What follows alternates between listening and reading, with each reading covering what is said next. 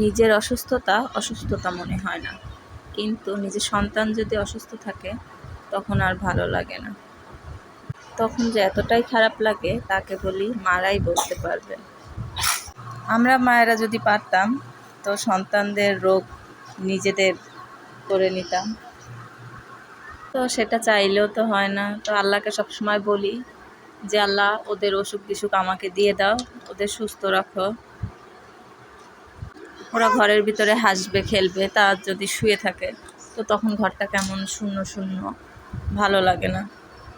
তো আমার ছোট মেয়েকে ডাক্তার দেখানোর জন্য হসপিটালে আসছিলাম, ডাক্তার এখনও আসেনি, বসেছিলাম। তো ডাক্তার দেখিয়ে যে বের হলাম। ওষুধ তো নিব যে নিচে থেকে।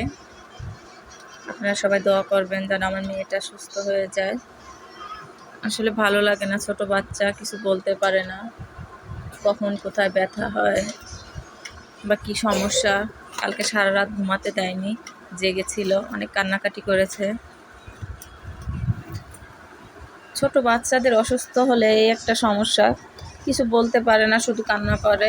নিজেদের কাছে অনেক খারাপ লাগে যে কি হলো, যে কান্না করতেছে, পেটে ব্যথা নাকি মাথা ব্যথা করে, এরকম মানে নিজেদের অস্থিরতা এতটাই কাজ করে বলে বোঝাতে পারবো না। কিছুদিন আগে বড় মেয়েটাও অসুস্থ ছিল, তখন তাকে ওষুধ খাওয়ালাম, এখনও তার কাশ আছে, জ্বরটা গেছে। সব দিকে শুধু শোনা যাচ্ছে জ্বর, যেখানেই যাই শুধু শুনি সব ঘরে ঘরেই অসুস্থ।